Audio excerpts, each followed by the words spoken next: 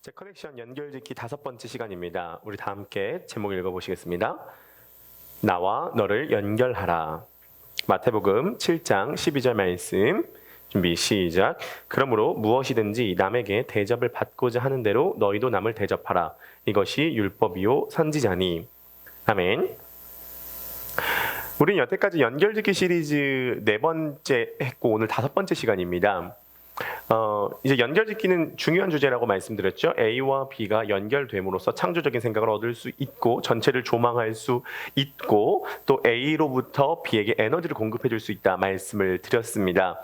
우리가 지금까지 살펴본 것은 크로스와 포인트를 연결하라. 그래서 십자가의 내용과 정신이 포인트, 삶의 지점에 연결이 돼야 된다 말씀드렸고요. 예편지와 새편지 연결하라. 구약과 신약을 연결해서 전체 성경에 대한 일관성적인 어떤 안목을 우리가 가져야 된다 말씀드렸습니다. 구슬이 서말이어도 꿰어야 보배가 되는 것이죠.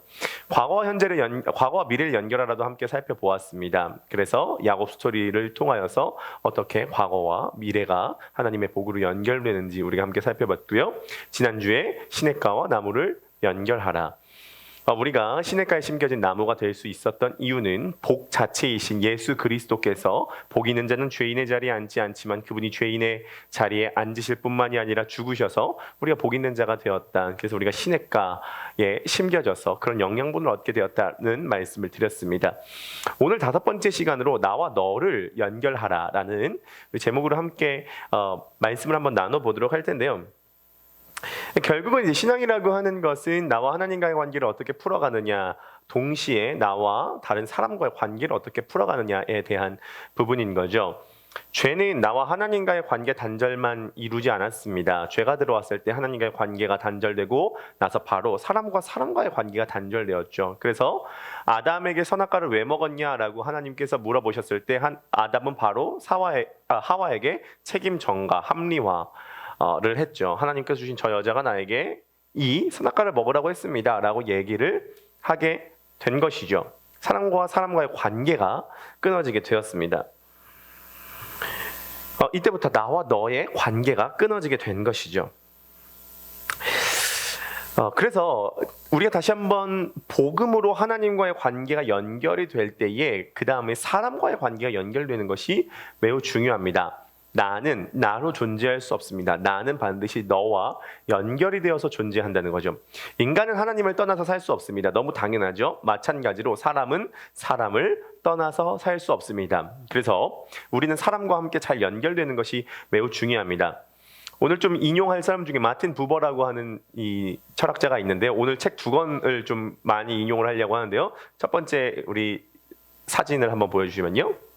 네, 책 사진. 네, 우리 불안 세대라고 하는 이 조나단 하이트 이분 책을 오늘 좀 인용을 하고요. 그다음 2번째, 네, 마틴 부버의 나와 너라고 하는 책을 조금 인용을 하도록 하겠습니다. 이 부버가 이제 이 책에서 얘기를 하는 것은 뭐냐면은 우리는 항상 나와 너의 관계 속에서 하나님의 옷깃을 만진다라는 것입니다. 우리 글귀 한번 띄워봐 주시겠습니까? 한번 읽어보실까요? 시작. 우리는 항상 나와 너의 관계 속에서 하나님의 옷깃을 만진다.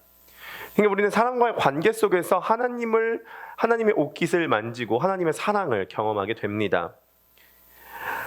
그러니까 나는 나로 존재할 수 없고 나와 너를 통해서 내가 존재할 수 있다라는 것은 조금 어려울 수 있지만 비유로 하자면 이것은 마치 노래 같다는 거죠. 노래. 그렇죠? 노래는 2가지로 존재합니다. 2가지가 결합되어 존재하죠. 하나는 음정이고 하나는 가사입니다. 가사는 가사로만 존재할 수 없고 음정은 음정으로만 존재할 수 없어요. 반드시 음정은 가사를 만나야 되고 가사는 음정을 만나야죠. 음정만 있으면 BGM이고 가사만 있으면 그냥 시에 불과합니다. 노래는 반드시 이 2가지가 함께 작사와 작곡이 만나야 된다는 것이죠. 저는 결혼도 그렇고 부부 사이도 그렇고 사람과의 만남도 그렇다고 생각합니다. 나는 누군가에게 음정이 되고 또 누군가에게 가사가 되어서 아름다운 노래를 만들어냅니다. 그러므로 우리는 매 순간 누군가의 가사가 되고 매 순간 누군가의 음정이 되는 거죠. 나와 너가 연결됨으로써 하나의 그러한 어떤 아름답고 창조적인 무언가의 스파크가 일어나게 된다는 것입니다. 여러분들의 삶에 다양하고 풍성한 노래가 들려지게 되시기를 바라겠습니다. 다양하고 풍성한 노래가 들려지기 위해서 우리는 나와 너가 온전히 연결돼야 되죠. 그래서 예수님께서도 율법의 첫째 계명은 하나님 사랑이라고 말씀하셨고 두 번째 계명이 이웃 사랑이라고 말씀을 하신 거죠. 우리는 이웃과 항상 연결되어서 살아가야 한다는 것입니다. 그러므로 우리가 이웃과 함께 연결되어서 하나의 노래, 누군가에겐 음정이 되어지고 누군가에겐 가사가 되어지는 것, 이것을 이제 김춘수의 꽃에는 그가 나의 이름을 불러줬을 때 나는 그에게 다가가 그의 꽃이 되었다. 그가 나를 불러주기 전에 난 단 하나의 몸짓에 불과했다. 뭐 이렇게 표현을 하기도 하는데요. 아무튼 나는 너에게 다가가서 하나님의 사랑으로 뭔가 커넥션, 연결되게 될 때에 어떤 풍성한 은혜들이 또 풍성한 어떠한 시너지들이 있게 된다는 것이죠. 근데 이제 여기서 이제 중요한 게 무엇이냐면은 그 사람과 내가 온전히 연결되기 위해 예수님의 이 말씀대로 우리가 한번 적용을 해봐야 되는데 대접받고자 하는 대로 대접해야 된다는 것이죠. 내가 남의 입장이 되어서 그 사람이 대접받기 원하는 대로 나도 대접을 먼저 그 사람에게 해줘야 된다는 것입니다. 이제 이 본문을 가지고 우리가 이제 한번 생각을 해보도록 할 텐데 저는 이 대접받고자 하는 대로 대접하라. 이것은 이제 서로 사랑하라는 말씀이고 이것을 통해서 다른 사람과 잘 하나님의 사랑으로 연결되라고 하는 것인데 이것에 대한 장애물이 그러니까 나와 너가 연결되는 것에 있어서 장애물이 각각 다음 세대와 기성세대에게 나타나고 있다고 생각을 합니다. 각 문제점에 대해서 우리가 한번 먼저 분석을 해보고 살펴보고 난 다음에 성경적 대안을 한번 찾아보도록 하겠습니다. 자, 먼저는 다음 세대에게 나타나는 이 관계적인 문제를 살펴보도록 하겠습니다. 나와 너가 연결될 때 이게 하나의 노래가 될 수 있는데 이것이 되지 못하게 만드는 첫 번째 다음 세대의 문제점입니다. 그것이 무엇이냐면은 다음 세대에게 아주 나타나고 있는 독특한 현상이 있는데 사람과 사람과의 관계 자체를 기피하는 현상이 일어나고 있다는 것입니다. 그러니까 어린이, 청소년, 또 청년 세대까지. 이런 질문을 많이 해보실지 모르겠습니다. 원래 청소년은 그렇다. 이집트의 고대 어떤 글귀에 보면은 요즘 청소년들은 싸가지가 없다. 요즘 것들은 문제가 많다라고 하는 글귀가 있는 것처럼 항상 청소년은 질풍노도의 시기고 호르몬 과다 분비의 시기니까 걔네들은 조금 그러한 관계적인 문제가 있고 그러한 심리적인 문제가 있는 것이 당연한 거 아니냐라고 질문을 할 수 있을지 모르겠습니다. 그러나 요즘 다음 세대에게 나타나고 있는 특징은 역사상 나타났던 어떤 청소년 어린이 세대의 특징과 좀 다르다는 것이죠. 마치 스위치가 켜지듯이 2012년을 기점으로 다음 세대에게 나타나고 있는 이상 현상들이 보여지고 있다는 것입니다. 자, 2012년을 기점으로 어떤 현상이 일어났냐면은 청소년들에게 자살, 우울증, 그리고 기피 현상, 사람과 사람을 기피하는 기피 현상이 일어나고 있다는 것인데요. 이것을 왜 이러한 현상이 일어났는가 이제 분석을 해보니까요. 간단하게 얘기해서 다음 세대 어린이들이 놀이 기반 시스템에서 화면 기반 시스템으로 넘어왔다는 것입니다. 네, 원래는 어린이들은 다 놀이 기반 시스템이었어요. 그래서 함께 나가서 놀면서 또래 집단들과 연결이 되어서 거기서 뭔가 배웠다는 것이죠. 그러니까 이제 어린이들 보면은 보통 놀이터에서 굉장히 많이 놀았죠. 우리 사진 한 번만 좀 보여주겠습니까? 이제 90년대 놀이터였는데요. 모래사장에서 같이 만나가지고 섞여서 논 거죠. 두 번째 사진이요. 네, 그네 타면서 이제 얘가 얘를 뭐 기다리기도 하고 너 빨리 내려라, 뭐 좀 더 탈 거다 이렇게 하면서 갈등하기도 하고 놀이터에서 논 거죠. 세 번째 사진이요. 70년대도 마찬가지입니다. 집 앞에서 함께 어울려서 놀면서 서로 부대꼈다는 것이에요. 70년대뿐만이 아니라 90년대뿐만이 아니라 이것은 조선시대도 마찬가지였다라고 합니다. 조선시대 보면요, 이렇게 만나서 놀았다는 거예요. 근데 이제 1990년도부터 어떤 일이 있었냐면은 어린이 납치와 성폭행 사건이 있었고 그것은 몇 개의 사건이었지만 매스미디어에서 그것을 부풀리기 시작을 했습니다. 그래서 부모님들이 그것을 보고 아이들을 바깥에 내보내는 것에 대해서 불안감을 갖기를 시작을 했고 그때로부터 인터넷이 유행하기 시작했습니다. 그것의 절정이 스마트폰이 되게 되었죠. 그래서 부모님들은 자녀들을 바깥으로 내보내지 않는 대신 집안에서 화면을 보는 그러한 시대가 도래했습니다. 우리 마지막 사진 혹시 있나요? 네, 없습니까? 이것을 조나단 하이트는 불안세대라고 하는 책에서 이렇게 정리를 합니다. 현실 세계에서는 과잉보호, 가상 세계에서는 과소보호를 했다고요. 현실 세계에서는 과잉보호를 했고요. 가상 세계에서는 과소보호를 했습니다.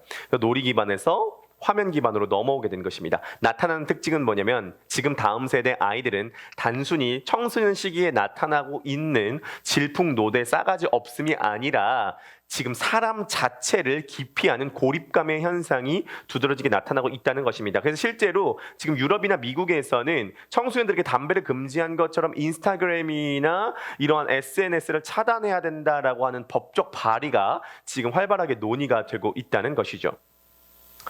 자, 이것이 다음 세대에게서 나타나는 특징이라고 한다면 기성세대에게서 나타나는 관계적인 문제가 있습니다.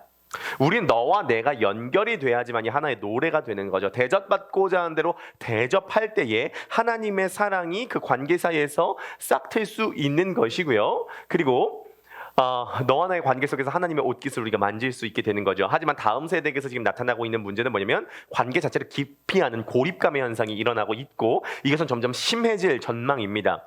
그러면 기성세대에게서 나타나는 이 관계적인 문제는 뭐냐? 제가 생각했을 때 사람과 사람과의 관계를 나와 너로 생각하지 않고 나와 그것으로 여긴다는 거죠. 나와 그것.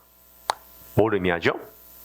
사람을 사랑의 대상이 아니라 사용의 대상으로 여기고 있다는 것입니다. 사람을 사랑의 대상이 아니라 사용의 대상이 되고 있다는 것이죠. 도구화하고 수단화하고 그 사람을 통해서 내 이득을 얻게 하는 그러한 사용으로 사람을 대하고 있습니다. 이것이 기성세대에서 나타나고 있는 가장 큰 문제라고 생각을 합니다. 이건 단순히 어떤 악덕 사장님이 외국인 노동자에게 부당한 어떤 대우를 해주는 것을 그렇게만 우리가 국한지어서 생각을 할 수가 없습니다. 많은 경우 이것은 가정 안에서도 이루어져요. 자녀들이 가장 많이 상처받을 때가 언제냐면은 부모님이 자녀를 자신의 체면의 도구로 사용할 때입니다. 교회에서나 학교에서 자녀들의 체면, 그러니까 자녀들의 행동을 통해서 부모님의 체면이 올라가면은 자녀들을 소중히 여기고 그렇지 않으면은 뭔가 불만과 짜증을 자녀들에게 쏟아 부어주는 거죠. 너 때문에 내 체면이 깎였다는 거예요. 네, 교회에서 참 자녀 잘 키우셨네요. 이 말 듣기를 원한다는 거죠. 자녀는 그걸 다 읽어내거든요. 부모님이 지금 나를 체면의 도구화로 사용하고 있다. 남편도요, 자신의 아내를요, 사람들에게 보여주기 식으로 이렇게 내놓을 때가 많습니다. 아내를 사랑하는 것이 아니라 아내를 사용하는 것이고, 남편을 사랑하는 것이 아니라 남편을 사용하는 것이죠. 뭔가 번듯하게 내 아내다라는 것을 보여줌으로써 자신의 어떠한 자존감을 높이려고 하는 수단으로 사용하고 있는 것입니다. 나와 너로 대하는 것이 아니라 나와 그것으로 대하는 것, 여기에서부터 많은 문제가 생겨난다고 생각을 합니다. 교회 안에서도 리더가 멤버들을 대할 때 뭔가 정말로 사랑으로 대한다기보다는 내가 어떠한 뭐랄까요? 이 실적을 올릴 어떤 대상으로 사용하는 케이스가 많고요. 내가 어떤 사람을 전도할 때도 어떤 내 체면을 살리기 위한 도구로 사용할 때가 많습니다. 나와 너가 연결될 때에 이러한 관계를 수단화하고 도구화하는 것은 큰 문제가 된다라고 우리가 생각을 해볼 수가 있겠죠. 우린 대접받고자 하는 대로 대접을 해줘야 됩니다. 하지만 우리에게서 나타나는 두 가지 문제, 다음 세대의 문제, 기성세대의 문제를 살펴봤습니다. 다음 세대의 문제는 지금 놀이 기반에서 화면 기반으로 넘어오고 현실 세계에서 과잉보호와 가상 세계에서 과소보호를 통해서 사람과 사람 자체의 어떠한 커넥션이 없어졌다. 고립감이고요. 기성세대에서는 관계를 도구화하고 수단화하고 그리고 사랑의 대상이 아니라 사용의 대상으로 삼고 있다는 것 두 가지를 살펴보았습니다. 나와 너가 연결될 때 음정과 가사가 연결될 때 노래가 되는 것처럼 나와 너가 연결될 때 아름다운 노래가 우리가 들려줄 수 있다고 우리가 생각을 하는데요. 그러면 어떻게 하면 우리가 대접받고자 하는 대로 대접해 줄 수 있는가? 어떻게 하면 그 사람 자체로 우리가 존중해주고 사랑해줄 수 있는가? 그것에 대한 대안을 찾아볼 필요가 있겠습니다. 저는 그것에 대한 대안을 단순히 인간관계에서 찾지 말아야 된다는 생각을 하게 됐습니다. 왜냐하면 예를 들어서 이런 것들, 데일 카네기의 인간관계론을 보고 배운다. 그럼 데일 카네기의 인간관계론에서 말하는 것은 이런 것이에요. 사람을 대할 때 진정성 있게 대하라. 누가 모릅니까? 알겠죠? 그럼 어떻게 진정성을 갖느냐는 거예요. 뭔가 돈을 벌 때에 그 사람을 돈을 벌 대상으로 생각하지 말고 진정성을 가지라. 어떻게 해요? 어떻게 진정성을 가져요? 저는 그 해답을 요한복음 17장에서 한번 살펴보려고 합니다. 요한복음 17장은 예수님의 대제사장적인 기도가 나타나는 그러한 장인데요. 매우 심오합니다. 하지만 매우 중요한 구절들을 담고 있는 것을 볼 수가 있는데요. 우리 요한복음 17장 5절 말씀, 우리가 한번 읽어보시도록 하겠습니다. 준비, 시작. 아버지여, 창세 전에 내가 아버지와 함께 가졌던 영화로서 지금도 아버지와 함께 나를 영화롭게 하옵소서. 우리는요, 성경을 볼 때 창세기 전에 있었던 사건은 나오지 않는다라고 생각하는 경향이 있습니다. 성경은 창세기 이후에 있었던 사건만 기록했다고 생각하는 경향이 있는데요, 그렇지 않습니다. 신약뿐만 아니라 구약에서도 창세 전에 있었던 어떠한 여러 가지 희미한 사건들에 대해서 성경은 분명히 이야기를 하고 있습니다. 대표적인 본문이 요한복음 17장이죠. 창세 전에 어떠한 일이 있었어요. 그게 뭐냐면 성부 하나님과 성자 예수님은 서로 영광을 주고받고 계셨습니다. 서로 영광을 주고받고 있는 관계. 지금 예수님의 기도를 통해서 나타나고 있는 거죠. 성부 하나님은 성자 예수님에게, 성자 예수님은 성부 하나님에게 서로에게 영광을 지금 돌리고 있습니다. 이것은 내적으로 자기중심적으로 빨아들이는 사랑, 자기중심적인 사랑이 아니라 내뿜는 사랑, 타인중심적인 사랑인 거죠. 저는요, 왜 인간이 관계 중심적이냐, 왜 인간이 관계를 떠나서 생각할 수 없느냐, 왜 남자와 여자가 만나서 결혼을 하고, 왜 가정을 꾸리고, 왜 사람을 만나냐, 왜 우리가 관계를 떠나서 할 수 없느냐, 저는 그것이 삼위일체 하나님이, 기독교는 삼위일체 하나님의 관계에서부터 시작을 한다라고 하는 것이 기독교입니다. 그렇기 때문에 그 하나님으로부터 창조된 것이 인간이기 때문에 인간은 당연히 관계 중심적일 수밖에 없다라는 생각을 우리가 도달할 수 있겠죠. 성부 하나님과 성자 예수님, 또 성령 하나님, 이 삼위 하나님은 서로를 사랑하고 서로에게 영광을 돌리는 그런 존재들이셨다는 거죠. 우리가 대접받고자 하는 대로 대접을 하기 위해서 우리는 이 예수님과 하나님께서 서로 어떻게 사랑하고 계시는지에 대해서 배울 필요가 있습니다. 자, 여기서 이제 영광을 주고받으셨다라고 이야기를 하는데요. 이 영광을 헬라어로는 독사라고 합니다. 한번 따라해 보실까요? 독사. 네, 외우기 쉬우시겠죠? 독사. 이 영광이라고 하는 이 독사는 몇 가지 어떤 이미지가 있는데요. 가장 대표적인 이미지 두 가지를 꼽는다라고 한다면은 첫 번째, 빛난다는 의미가 있고요. 사실 광이라고 하는 말 자체도 좀 빛난다는 의미가 있잖아요. 광난다. 이렇게. 두 번째 의미는 무겁다는 의미가 있습니다. 빛나고 무거운 것. 영광이라고 하는 것은 빛나고 무거운 어떤 것입니다. 하나님과 예수님은 빛나고 무거운 영광을 서로 주고받는 관계셨습니다. 사랑을 주고받는 관계셨습니다. 영광을 주고받는 관계셨습니다. 빛나고 무거운 것, 가장 조금 비슷한 이미지가 뭐가 있을까요? 저는 그 왕관과 같은 그런 이미지가 좀 떠오릅니다. 왕관, 빛나고 무거운 것. 우리 사진 한번 보여주시겠어요? 네. 왕관은 어떤 영예를 상징하고, 명예를 상징하고, 아름다움을 상징하고, 빛남을 상징하죠. 왕관인 거예요. 왕관 자체가 영광이라고는 할 수 없지만 하나의 이미지로 생각을 해볼 수가 있다는 것입니다. 창세 전에 하나님과 예수님과 성령님, 성부 하나님과 성자 예수님과 성령 하나님은 서로 영광을 주고받으시고 사랑을 주고받으셨고, 자기를 주장하지 않으시고 상대방을 높이고 영광을 돌리는 그런 관계였다라고 우리가 생각을 할 수 있습니다. 자, 그러나 요한복음 17장 후반으로 가면은 매우 의미심장한 예수님의 구절이 나오는데요. 요한복음 17장 22절 다 함께 읽어보시도록 하겠습니다. 준비, 시작. 내게 주신 영광을 내가 그들에게 주었사오니 이는 우리가 하나가 된 것 같이 그들도 하나가 되게 하려 함이니이다. 예수님의 이 대제사장적 기도에서 지금 나타나는 것이 무엇이냐면 하나님과 예수님께서 주고받으신 이 영광, 그래서 하나님께서 예수님에게 주신 영광을 우리들에게도 주셨다는 겁니다. 그래서 우리가 그 영광을 받음으로써 하나님과 예수님과 하나 될 수 있는 그러한 길을 열어주셨다는 거죠. 여러분, 영광을 얻으셨습니까? 예수님께서 주신 이 영광을 얻으셨습니까? 예수님께서는 영광을 우리들에게 주셨습니다. 그럼 어떻게 영광을 주셨죠?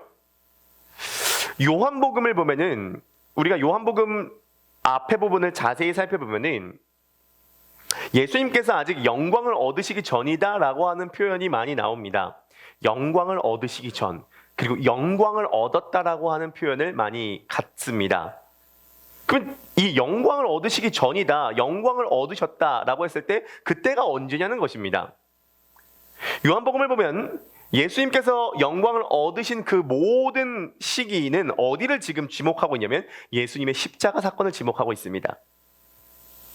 이것이 매우 좀 특이하다라고 볼 수 있겠습니다. 왜냐하면 십자가는 수치의 상징이거든요. 근데 수치의 상징인 십자가를 통하여서 지금 예수님은 영광을 얻으신다는 거죠. 예수님은 영광을 잃어버리심으로써 영광을 얻으셨고요. 예수님은 본인의 영광을 잃어버리심으로써 우리들에게 영광을 주셨습니다. 이것이 십자가의 역설이죠. 아까 영광이라고 했을 때에 가장 우리가 생각할 수 있는 어떤 이미지, 빛나고 무거운 것은 어떤 이미지로 하면 어떤 왕관이라고 우리가 표현을 할 수가 있겠습니다. 예수님께서는 우리들에게 영광을 주셨다는 것은 우리들에게 왕관, 다른 말로 면류관을 씌워주셨다는 것을 우리가 유추해 볼 수 있겠죠. 예수님은 하나님과 서로 영광을 주고받으실 뿐만이 아니라 그 영광, 그 영화로운 것을 우리들에게 씌워주셨습니다. 그 면류관을, 그 영광을, 그 어떤 왕관을 우리들에게 씌워주셨다는 것이죠. 그것을 우리들이 어떻게 알죠? 우리들이 항상 생각을 해봐야 될 거 뭐냐면은 중요한 건 복음이에요. 복음의 핵심은 대속이에요. 대속은 우리들에게 그냥 예수님께서 사랑을 주셨다, 영광을 주셨다가 아니라 뭔가 잃어버림으로써 우리가 뭔가를 얻게 되었고 우리들에게 당해야 될 뭔가가 예수님께 가해짐으로써 예수님께 있는 우리들에게 옮겨왔다. 십자가의 핵심은 대속이고 대속의 핵심은 교환이거든요. 뭔가 교환이 일어났다라는 것이죠. 예수님은 지금 영광을 얻으실 분입니다. 그런데 그 영광을 얻으신 분이, 왕관을 쓰실 분이 다른 관을 쓰십니다. 그 관이 어떤 관이었죠? 마가복음 15장 17절 말씀 다 함께 한번 읽어보시도록 하겠습니다. 준비 시작. 예수에게 자색 옷을 입히고 가시관을 엮어 씌우고. 예수님은 지금 영광을 얻으셨지만 그 영광을 잃어버리셨습니다. 그 사건이 십자가입니다. 그래서 예수님은 왕관을 쓰신 왕이 아니라 가시관을 쓰신 죄수가 되셨습니다. 그래서 이 가시관은 죄수가 써야 되는 가시관이죠. 그 죄수가 누구죠? 바로 우리들이라는 거예요. 우리들이 써야 되는 그 가시관을 예수님께서 쓰셨기 때문에 예수님에게 있는 영광이 우리들에게 올 수 있게 되었다는 거죠. 십자가는 교환이거든요. 예수님은 영광을 잃어버리심으로써 영광을 주셨고요. 영광을 잃어버리심으로써 하나님의 사역과 사명을 완수하는, 생명을 살리는 영광을 얻게 되었습니다. 영광을 잃어버리심으로 영광을 주셨고 영광을 잃어버리심으로 영광을 얻게 되었죠. 우리는 이 예수 그리스도를 믿음으로 이 영광을 얻게 되었습니다. 자, 그래서 하나님과 예수님이 서로 주고받은 그 영광, 그 사랑의 관계에 우리가 동참하게 될 수 있었다는 거죠. 자기 것을 주장하지 않고 서로 영광을 돌리고 서로 사랑을 하고 빨아당기는 사랑이 아니라 내뿜는 사랑이 무엇인지 우리가 배울 뿐만이 아니라 그 관계 안으로 우리가 초대가 될 수 있었다는 것입니다. 삼위일체라고 하는 것은 우리가 그 삼위일체의 신비를 다 이해할 수 없지만 핵심이 무엇입니까? 한 본체를 이루시지만 세 분의 위격이 있으시다는 거 아니에요? 어떻게 이룰 수가 있습니까? 이해할 수 없죠. 하지만 우리들에게 적용할 수 있는 것은 뭐냐면 나와 너가 떨어져 있지만 자기가 자기만을 주장하면 나와 너의 관계가 온전히 연결될 수가 없는데, 하나님, 예수님, 성령님은 자기를 주장하지 않으시고 서로에게 존중하고 서로에게 영광을 돌려드리는 그것을 우리가 배운다면, 그리고 그 안으로 초대되기 위해서 예수 그리스도께서 본인의 영광을 버리셔서 우리들에게 영광을 얻게 해주셨다면, 우리가 그 예수 그리스도를 믿는다면 우리도 그 관계 안으로 들어갈 뿐만이 아니라 그 관계를 살아낼 수 있다는 것이죠. 저는 나와 너가 온전히 연결되는 것에는 이 방법 외에는 없다라고 생각합니다. 우리는 예수 그리스도의 대속의 은혜를 통하여서 영광을 얻습니다. 그리고 우리가 얻은 자로서 이제는 이 영광을 다시 주님께 돌려드릴 뿐만이 아니라 나와 만나는 사람에게 대접받고자 하는 대로 대접할 수 있는 거죠. 대접받고자 하는 대로 대접해 주려면 내가 그 사람의 상대방의 입장이 되어봐야 됩니다. 그 상대방의 입장이 되어봐야지만이 그 사람에게 대접할 수 있는 거죠.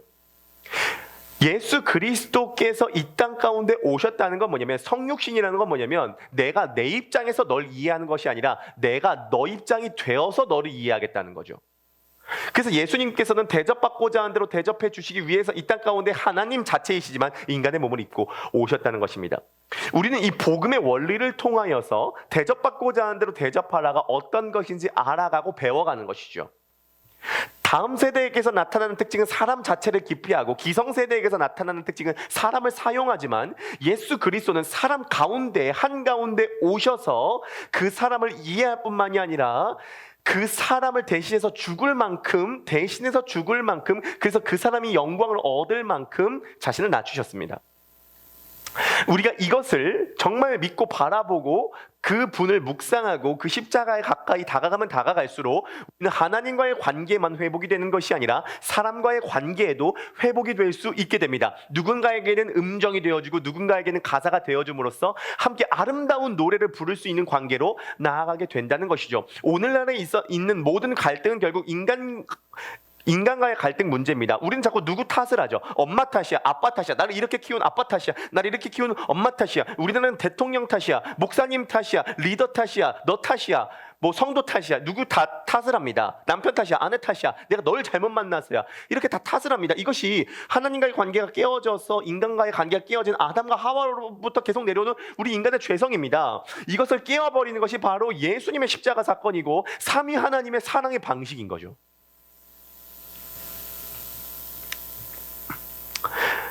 세 가지만 적용을 하고 말씀을 마무리하도록 하겠습니다.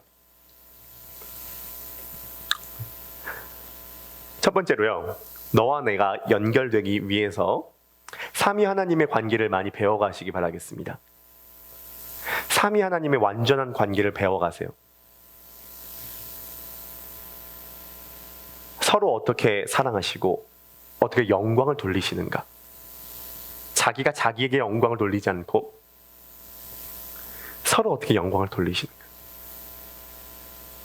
뿐만 아니라 예수 그리스도의 사건을 통해서 그 삼위 하나님과의 관계 가운데로 연합하시기를 바라겠습니다. 내가 그들에게 영광을 주어 우리가 하나 된 것 같이 그들도 우리와 하나 되게 하려 함이니라. 분명히 성경 얘기하고 있죠. 우리가 함께 그분들, 삼위 하나님, 성부 하나님, 성자, 예수님, 성령 하나님과 함께 우리가 연합함으로써 그분들에게 오는 생명을 공급받으시기 바라겠습니다. 두 번째로는요, 많이 만나시길 바라겠습니다. 저도 사람을 만나는 걸 그렇게 좋아하는 스타일이 아닙니다. 저도 집에서 혼자 있는 거 좋아하고, 집에서 혼자 책 보고 유튜브 보고 이렇게 혼자 있는 시간을 좀 즐깁니다. 그러나 혼자서도 있을 필요가 있지만 많이 만나시길 바라요. 많이 만나서 전 존재를 기울여서 그 사람과 관계를 맺으시기 바랍니다. 단순히 인맥을 얻으라는 이야기가 아닙니다. 사람을 만나서 그 사람에게 그 사람의 이야기를 듣고 또 그 사람과 함께 인격적 관계를 맺으시길 바라겠습니다. 마지막 세 번째 적용은요, 많은 사람을 만나되 그 사람과 함께 많은 대화를 나누시기 바라겠습니다. 전 존재를 기울여 그 사람의 살아온 인생, 그 사람의 생각, 그 사람의 마음을 들으시고 대화하시기 바라겠습니다. 필요하다면 예수 그리스도의 사랑을 전하시기를 바라겠습니다. 복음을 전하시기를 바라겠습니다. 또 함께 필요한 필요들을 서로 나누시기를 바라겠습니다. 그렇게 우리가 사람을 사용하지 않고 사랑하게 될 때에 우리들의 삶 가운데 풍성한 관계 열매가 맺어지게 되기를 기대해 볼 수 있겠죠. 우리 크로스포인트 교회 성도님들, 복음을 통하여서 하나님과 나와의 관계만 커넥션, 연결될 뿐만이 아니라 만나는 모든 나와 너의 관계도 커넥션, 연결짓기가 되실 수 있게 되기를 주님의 이름으로 간절히 축복합니다.